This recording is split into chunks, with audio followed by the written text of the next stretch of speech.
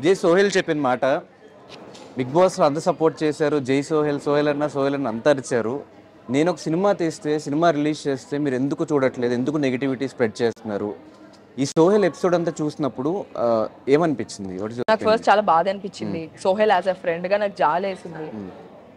కానీ ఇప్పుడు టీవీలో చూడడము ఒక మైనస్ ధనుష్. టీవీలో జనాలు చూసేశారనుకో, జనాలని కాదు మన సినిమా ప్రపంచం అలాంటిది. అంటే వాళ్ళు ఏమనుకుంటారో, వీడు టీవీలో కనిపించాడు, ఏ అమ్మాయి టీవీలో కనిపించింది, వీళ్ళు థియేటర్లో పెడితే మెయిన్ యాక్టర్గా పెడితే ఆడియన్స్ చూస్తారో లేదో, వీళ్ళు టీవీలో చూస్తాం కదా, వీళ్ళు చూస్తారు కదా regular faces TV people no అలా.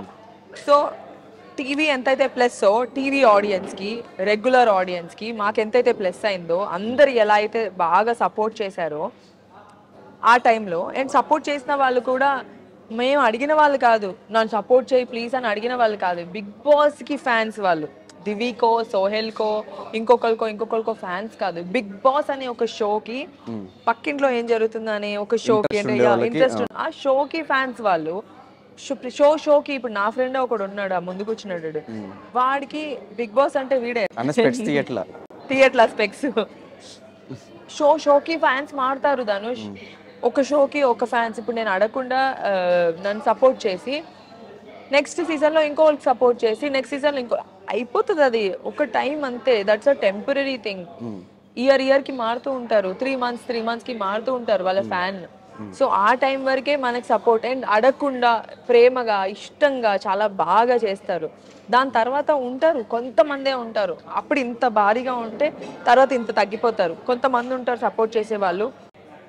సినిమాకి వచ్చేసరికి పర్సెప్షన్ మారిపోతుంది, థాట్ ప్రాసెస్ మారిపోతుంది. వీళ్ళని ఎందుకు చూడాలి, వీళ్ళని ఎందుకు ప్రోత్సహించాలంటే, అరే మాకు ఏ సపోర్ట్ లేదు, మీరే సపోర్ట్ చేస్తే బాగుంటుంది. ఇప్పుడు సోహెల్ ఫీల్ అవ్వండి అంటే సేమ్ అంతే. బిగ్ బాస్కి సినిమాకి కంపారిజన్ లేదు ధనుష్. ఇది ఒక ప్లాట్ఫామ్ జనాలు చూడటానికి. జనాలు చూసేశారు. ఇప్పటి నుంచి ఏం చేయాలనేది మన కష్టం. మన సినిమా, మన పిక్, మనం స్క్రిప్ట్ ఎలా చూస్ చేసుకున్నాం, ఎలా పర్ఫామ్ చేసాం, బాగుందా లేదా. ఒక సినిమా నుంచి ఇంకో సినిమా హై అవుతే పైకి వెళ్తాం, పడిపోతే కింద వెళ్ళిపోతాం, అంతే, కనిపించకుండా పోతాం. సోహెల్ బాధపడిందని పక్కన పెట్టేస్తే, ఇదే తమిళ్ బిగ్ బాస్లోనే హిందీ పేరు గుర్తు రావట్లేదు, ఒక పర్సన్ బిగ్ బాస్ విన్నర్ అయ్యి బయటకు వచ్చి సినిమా చేసి సూపర్ డూపర్ హిట్ కొట్టాడు. ఎవరు? తమిళో హిందీయో? తమిళ్లోనో హిందీలోనో ఎవరో గుర్తులేదు. సినిమా చూస్తే సూపర్ యాక్టర్ గా సక్సెస్ అయ్యాడు అబ్బాయి బయటకు వచ్చిన తర్వాత. అబ్బాయా? తమిళ్లో. సో అదే మంచి స్క్రిప్ట్ చేస్తే మీరు కూడా సక్సెస్ అయ్యే ఛాన్సెస్ ఉంటాయి కదా. అవును, ఖచ్చితంగా అదే చెప్తున్నా. మంచి స్క్రిప్ట్ చేస్తే ఖచ్చితంగా సక్సెస్ అయ్యే ఛాన్సెస్ ఉన్నాయి. బిగ్ బాస్ కి సినిమాకి కంపారిజన్ లేదు. మంచి స్క్రిప్టా, మంచి సినిమానా, మంచి పర్ఫార్మరా, ఇదే ఇంపార్టెంట్. అండ్ చాలా మంది ఇప్పుడు ఇంకా బిగ్ బాస్ చేసిన వాళ్ళు క్యారెక్టర్ ఆర్టిస్ట్ లాగా మిగతా వేరే వాటిలో కనిపిస్తున్నారు. ఎందుకంటే అందరు ఇప్పుడు ఆపర్చునిటీస్ ఇస్తున్నారు.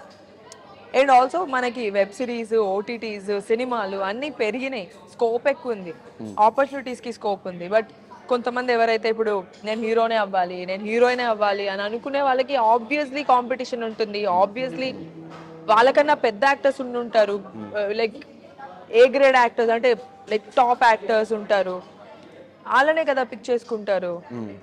సో మన దాంట్లో ఏదో ఒక extraordinary, you have to be extraordinary in something for them to pick you.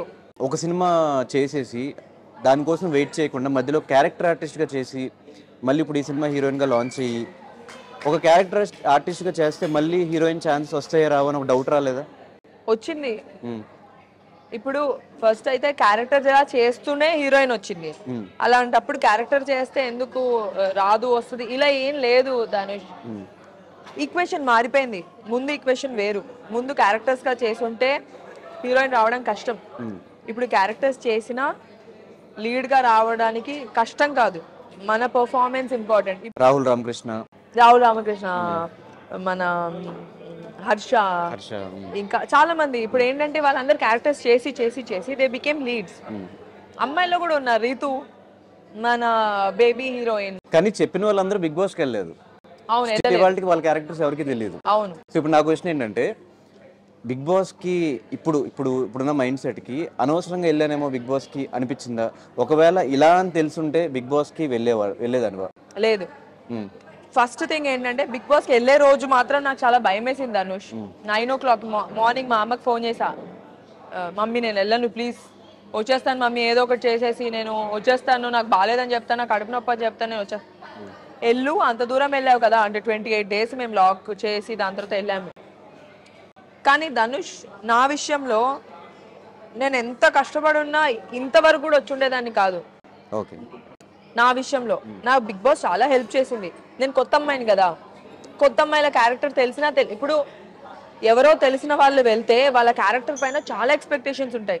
కొత్త వాళ్ళు అనుకో అస్సలు ఏం తెలియదు అనుకో, వాళ్ళ క్యారెక్టర్ పైన వాళ్ళు గుడ్డా బ్యాడా తెలీదు, వాళ్ళ పైన ఏ ఎక్స్పెక్టేషన్ ఉండదు. On top of it by God's grace నాకు బ్యూటీ విత్ బ్రెయిన్ అని, లేకపోతే అమ్మాయి స్ట్రైట్ ఫార్వర్డ్ అని, ఇలాంటి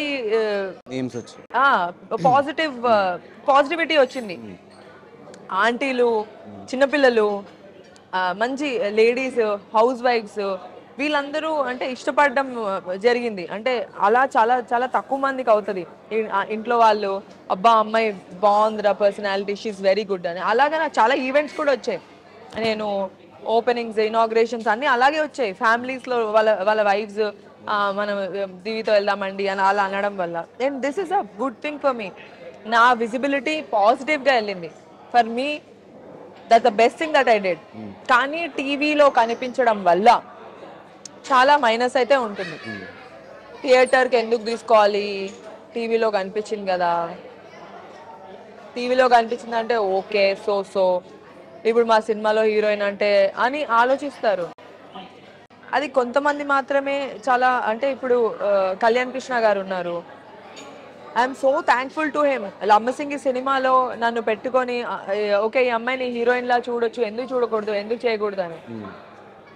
నవీన్ గాంధీ గారు అంటే ఒక సినిమాలో హీరోయిన్ గా ఛాన్స్ ఇవ్వాలంటే ఒక్కరు కాదు ధనుష్, ఒక 20 మంది ఒప్పుకోవాలి.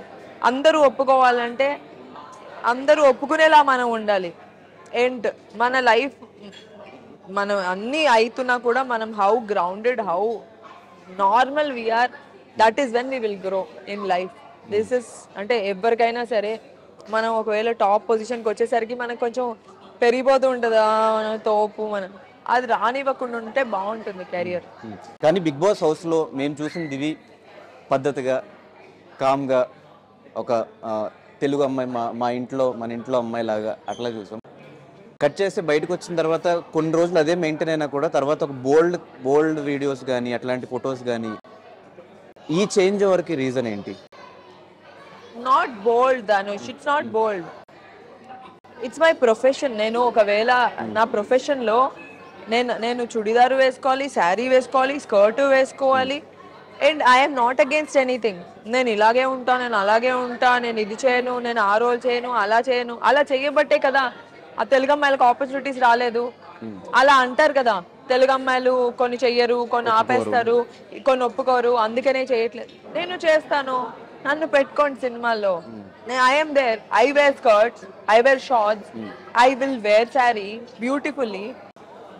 సో ట్రెడిషనల్లో అమ్మాయిలు బాగుంటారు, ట్రెడిషనల్లో అని నేను ఇంకా ట్రెడిషనల్లోనే how beautiful and sexy you can be అనేది పిక్చరైజ్ చేసి నేను పోస్ట్ చేస్తూ ఉంటాను. And people also like me for it.